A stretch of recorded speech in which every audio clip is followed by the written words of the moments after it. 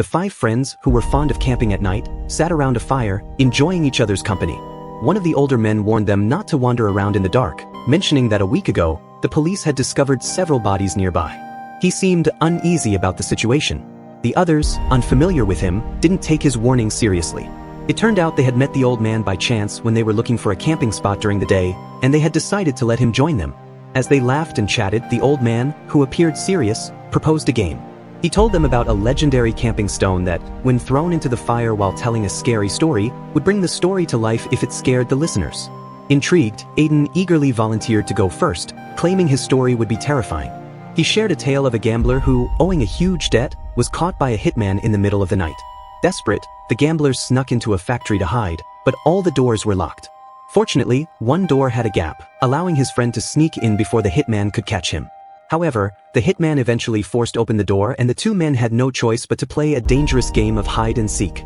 The gambler, realizing his situation was dire, discovered a back door and tried to escape, but he was knocked unconscious before he could get far. When he regained consciousness, the hitman had moved on, and the gambler fled into the armory, only to encounter a strange figure lurking nearby.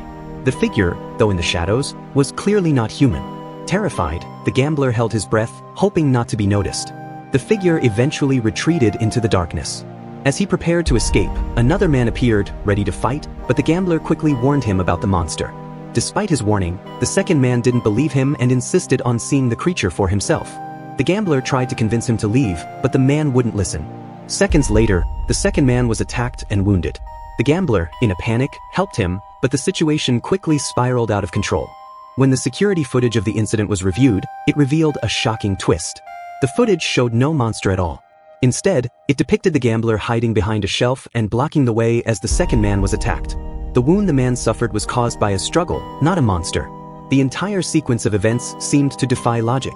The security guard, shaken by the footage, tried to calm the gambler down, suggesting that the man had hallucinated the entire event. Although the gambler was still confused, he began to accept this explanation. Just as he agreed to let the matter go, he saw the figure again, lurking in the shadows. The gambler, terrified, tried to escape, but the security guard quickly calmed him, reassuring him it was just his imagination. Meanwhile, Xiaohei, another friend in the group, found Aiden's story entertaining but not frightening enough, so he decided to share his own. He told the tale of a woman who, after moving into a new house, discovered an old, broken voice recorder in the basement. She called her son to help her fix it, but when they tried to play it, it was silent. That night, the woman noticed her son was missing. As she searched the house, she saw a figure standing behind him. She quickly turned on the light, but the figure vanished without a trace. Unsure if she had imagined it, she told her son to stay close at night. The next day, strange things started happening. She found that objects in the house were out of place, and there were sounds of footsteps from the upstairs. She checked, thinking it was her son, but when she opened the door, everything was quiet. Later, while cleaning the kitchen, she heard music coming from a machine.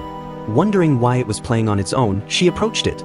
Suddenly, she felt an eerie presence nearby and turned around to see a figure standing behind her. Realizing this was no illusion, she quickly threw the object into the trash. The next day, she found it back in the house. Decided to burn the sound-canceling device she had used, believing it to be the cause of the strange occurrences, but upon returning inside, she found her son missing from bed, and as panic set in, she saw a dark figure standing motionless in the corner, unresponsive to her calls. Terrified, she collapsed onto the floor, but when she turned her head again, she saw her son peacefully asleep in bed, making her realize something was very wrong, so she grabbed him, determined to flee overnight, but an unseen force locked the door, refusing to let her escape, making her realize she would have to pay for her actions. Elsewhere, Xiaohei's sudden attack startled everyone, and Julie, now frightened, wanted to stop playing. But under pressure from her friends, she reluctantly shared a chilling story about a girl who vanished from a bar, lured to a hotel with an eerie atmosphere, where an unknown man drew cryptic symbols on her back using half-dried blood, then tied her hands with a handkerchief, but before she could react, he donned a terrifying mask and forcefully placed a gold-plated grass ring on her, followed by branding her chest with a scorching iron, causing unbearable pain that made her struggle violently before managing to escape, only to find multiple identical figures blocking the corridor, forcing her to rush downstairs with her hands still bound, where she ran into a waitress and desperately recounted her ordeal, prompting the waitress to seek confirmation before calling the police, leading them back to the room where the masked figures, unfazed, stood waiting, creating an overwhelming sense of dread as the waitress began to question what was truly happening. The tension among Julie's friends heightened as she concluded her story, but Anna, a novelist, reassured everyone and began narrating her own tale.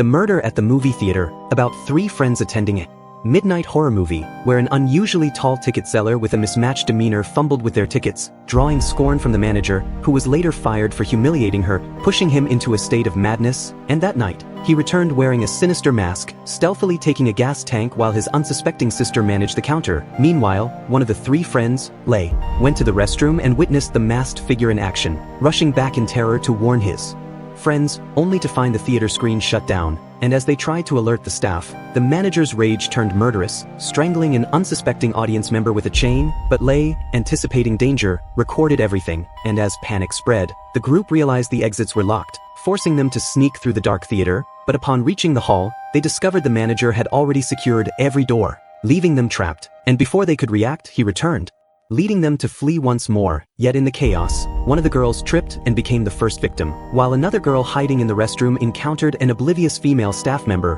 whom she frantically tried to convince of the situation, and though skeptical at first, the staff member eventually followed her out, only to be ambushed by the masked killer, resulting in a violent struggle where Lei managed to knock him down with an iron rod, urging the staff member to escape with him.